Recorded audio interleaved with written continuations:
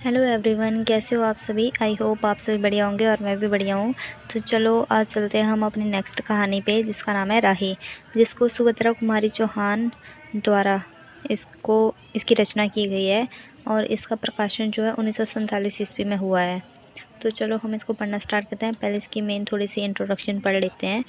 सुभद्रा कुमारी चौहान का जन्म 16 अगस्त 1904 ईस्वी को नागपंचमी के दिन इलाहाबाद के निकट निहालपुर नामक ग्राम में रामनाथ सिंह की जमींदार परिवार में हुआ है। ये हिंदी की सुप्रसिद्ध कवित्री, लेखिका और स्वतंत्र सेनानी थी। ठीक है, इनकी कहानी संग्रह है बिखरे मोती 1932 ईस्वी 15 कहानियों का संग्रह। सेकंड है उन्मादिनी 1934 में 9 कहानियों का संग्रह है। सीधे साधे चित्र 1947 14 कहानियों का संग्रह है। और जो ये राही कहानी है, ये सीधे साधे चित्र कहानी संग्रह में प्रकाशित हुई है। ठीक है।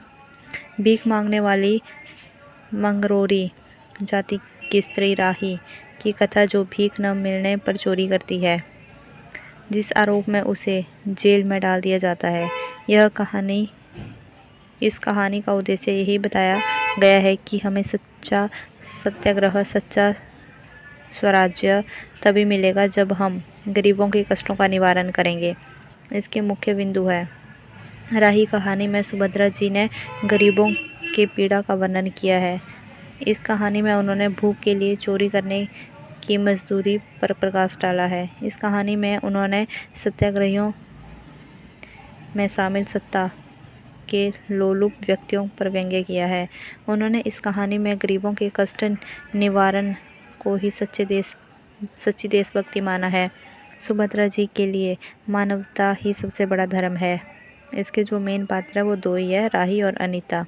ठीक है, इसकी मूल कहानी पढ़ना स्टार्ट करते हैं अब। तेरा क्या नाम है? राही।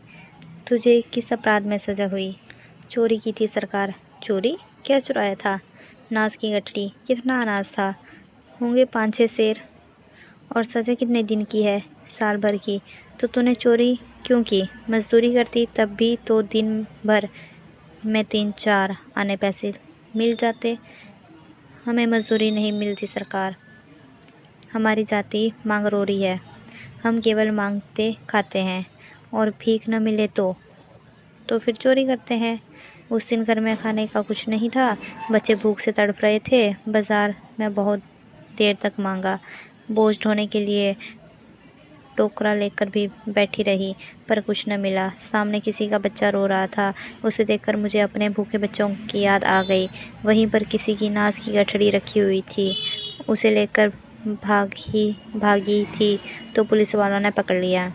अनीता ने एक ठंडी सांस ली, बोली, फिर तूने कहा नहीं कि बच्चे भूखे थे इसलिए चोरी की? संभव है इस बात से मजिस्ट्रेट कम सजा देते। हम गरीबों की कोई नहीं सुनता सरकार। बच्चे आए थे कचहरी में, मैंने सब कुछ कहा पर किसी ने नहीं सुना। राही ने कहा, अब तेरे बच्चे किसके पास है? उनका बाप है? अनीता ने पूछा। राही की आंखों में आंसू आ गए और बोली, उनका बाप मर गया सरकार। जेल में उसे मारा था और वहीं अस्पताल में वही मर गया। अब बच्चों का कोई नहीं है। तो तेरे बच्चों का बाप भी जेल में ही मरा? वह क्यों जेल गया था? अनीता ने प्रश्न किया। उसे तो बिना कसूर के ही पकड़ लिया सरकार। राही ने कहा, ताड़ी पीने को गया था। 2-4 दोस्त भाई उनके साथ थे। मेरे घर वाले का एक वक्त पुलिस वाले से झगड़ा हो गया था। उसी का बदला उसने लिया। 109 में उसका चालान करके साल भर की सज़ा दिला दी। वहीं वह मर गया। अनीता ने एक दीर्घ निश्वास के साथ कहा, अच्छा जा अपना काम कर। राही चले गई।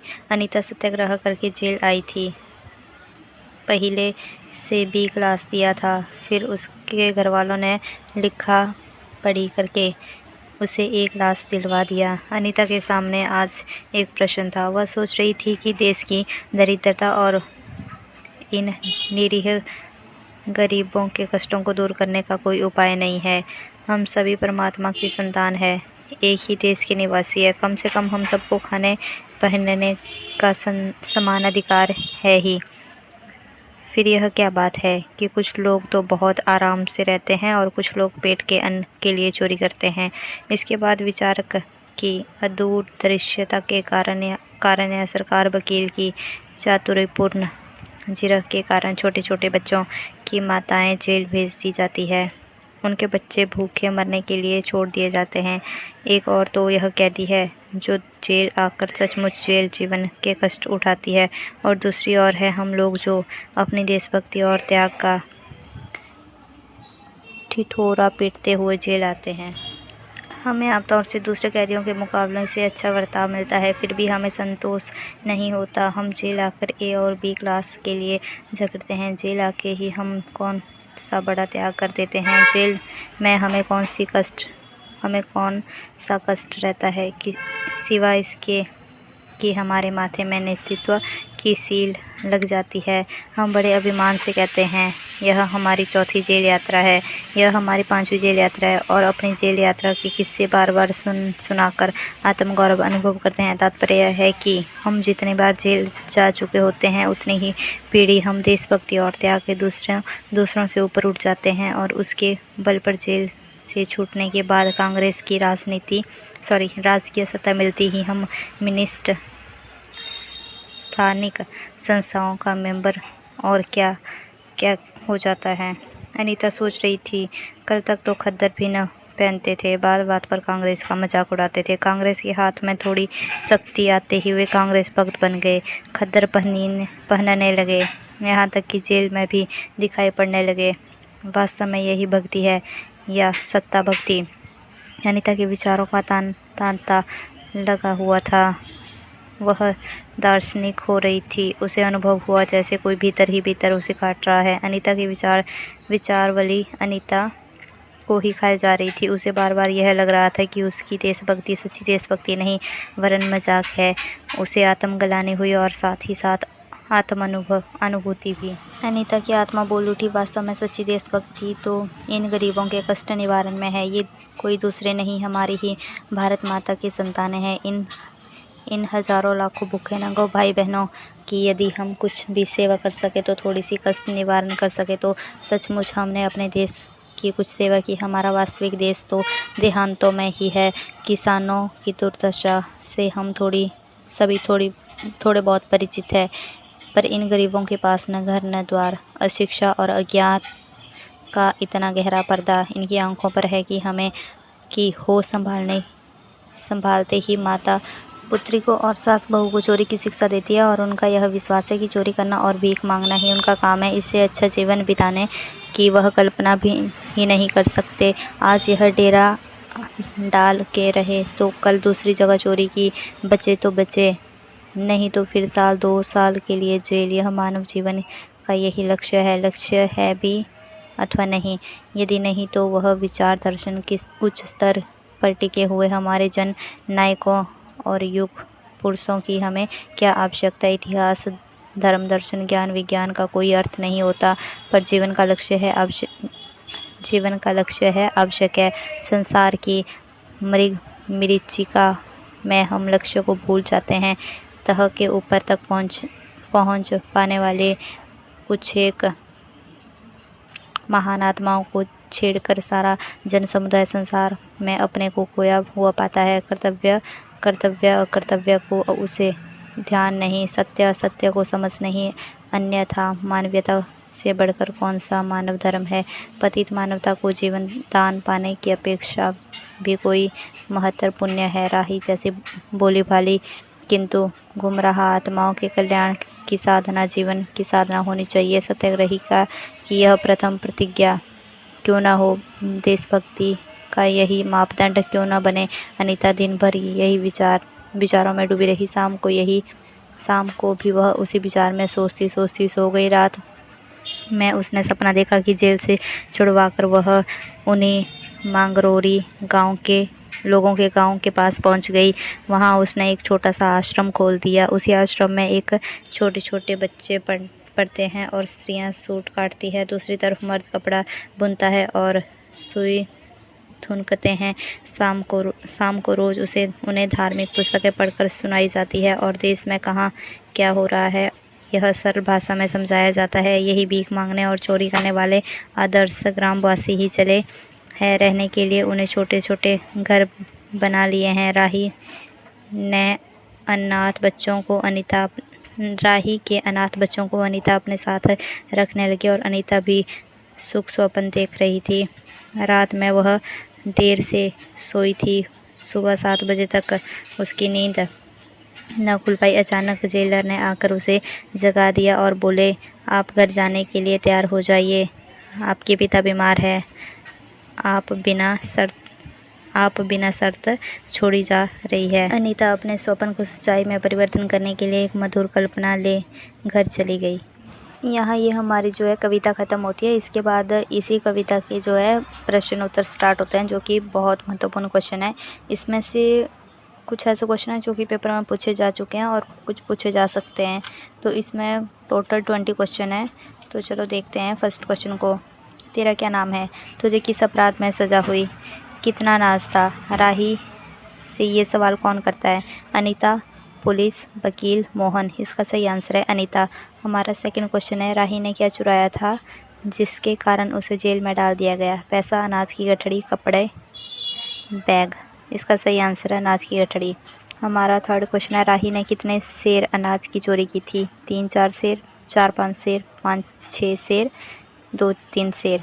इसका सही आंसर है 5-6 सेर। हमारा फोर्थ क्वेश्चन है, मजदूरी करती थी तब भी दिन भर में 3-4 आने पैसे मिल जाते, यह किसका कथन है? अनीता का, पुलिस का, राही का, वकील का। इसका सही आंसर है ए, अनीता का। हमारा फिफ्थ क्वेश्चन है, राही ने अनीता को अपनी जाति क्या बताई? मांगरोरी, गवैया, चांडाल, सभी। इसका सही आंसर है मांगरोरी। हमारा सिक्स्थ क्वेश्चन है, जेल में उसे मारा था और वहीं अस्पताल में वह मर गया, यह कथन किसने किससे कहा? अनीता ने राही से, पुलिस ने राही से, राही ने अनीता से, राही ने पुलिस से। इसका सही आंसर है राही ने अनीता से। हमारा सेवन्थ क्वेश्चन है, जेल में उसे मारा था और वहीं अस्पताल में वह मर गया, यह कथन राही किसके संबंध में कह रही थी? बेटा, पति, दामाद, पिता। इसका सही आंसर है पति के बारे में। हमारा 8th क्वेश्चन है, 109 में उसका चालान करके साल भर की सज़ा दी गई, यह किसके संबंध में कहा गया है? अनीता, राही के पति, राही, पुलिस। इसका सही आंसर है राही के पति। हमारा 9th क्वेश्चन है, संगत कथन है, इसमें बताना है कि सत्य कौन सा है। ठीक है, अनीता सत्याग्रह करके जेल आई थी, अनीता को पहली बी क्लास दी थी, अनीता के घर वालों ने लिखा पढ़ी करके उसे बी क्लास दिलवाया था। इसमें से सही है ए और बी। ठीक है, मतलब अनीता सत्याग्रह करके जेल आई थी और अनीता को पहले बी क्लास दिया था। ठीक है, हमारा 10th क्वेश्चन है, उसे लग रहा था कि उसकी देशभक्ति सच्ची देशभक्ति नहीं वरना मजाक है। ए, अनीता, पुलिस, राही, वकील। इसका सही आंसर है ए, अनीता। हमारा 11th क्वेश्चन है, अनीता सच्ची देशभक्ति किसे बताया? ये मिस्टेक है यार, इसमें थोड़ी ना गलतियाँ हैं। अनीता ने सच्ची देशभक्ति किसे बताया, ये इसका क्वेश्चन बनेगा। अधिक बार जेल आने में, किसानों की सहायता करने में, गरीबों के कष्ट निवारण में, भूखे नंगे भाई बहनों की सहायता करने में। इसका सही आंसर होगा 3rd और 4th, गरीबों के कष्ट निवारण में और भूखे नंगे भाई बहनों की सहायता करने में। हमारा 12th क्वेश्चन है, अनीता के सपने में क्या देखा? अनीता ने सपने में क्या देखा? देश से छूटकर वही उन्हें मंगरोरी लोगों के गाँव पहुँच गई थी। गांव में छोटा सा विद्यालय खुला है, भीख मांगने और चोरी करने वाले आदर्श ग्रामवासी ही चले। राही के अनाथ बच्चों को अनीता अपने साथ रखने लगी, इसका सही आंसर होगा 1st, 2nd, 4th।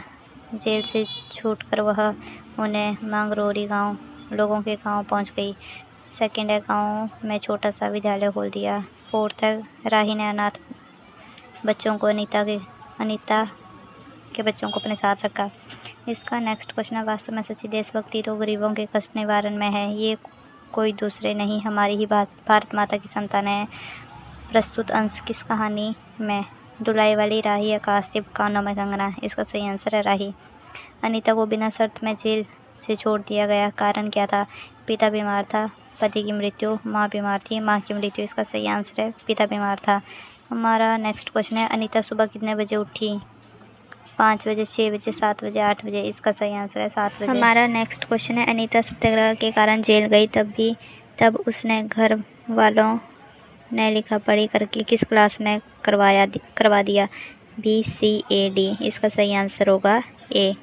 राही कहानी का प्रकाशन वर्ष क्या है? 1943 ईस्वी, 1945 ईस्वी, 1947 ईस्वी, 1948 ईस्वी। इसका सही आंसर है 1947 ईस्वी। हमारा 18वां क्वेश्चन है, राही का पति कहाँ मर गया था? जेल में, अस्पताल में, सड़क में, गांव में। इसका सही आंसर है बी, अस्पताल में। हमारा नेक्स्ट क्वेश्चन है, अशिक्षा वह अज्ञान का इतना गहरा पर्दा उनकी आंखों में है कि होश संभालते ही माता पुत्री और सास बहू को चोरी की शिक्षा देते हैं। यह कथन अनीता किसके लिए कहती है? गरीबों के लिए, किसानों के लिए, मजदूरों के लिए, अपनों के लिए। तो इसका सही आंसर होगा गरीबों के लिए। हमारा लास्ट क्वेश्चन है, सुभद्रा कुमारी चौहान का इनमें से कौन सा कहानी संग्रह है? बिखरे मोती, उन्मादिनी, सीधे साधे चित्र। तो इसका सही आंसर है बिखरे मोती, उन्मादिनी, सीधे साधे चित्र। इसके तीनों ही सही आंसर है। ठीक है, तो इस प्रकार हमारी राही कहानी ख़त्म होती है। चलो अब मिलते हैं नेक्स्ट वीडियो के साथ, नई कहानी के साथ। तब तक के लिए धन्यवाद। लाइक, शेयर और सब्सक्राइब ज़रूर करना।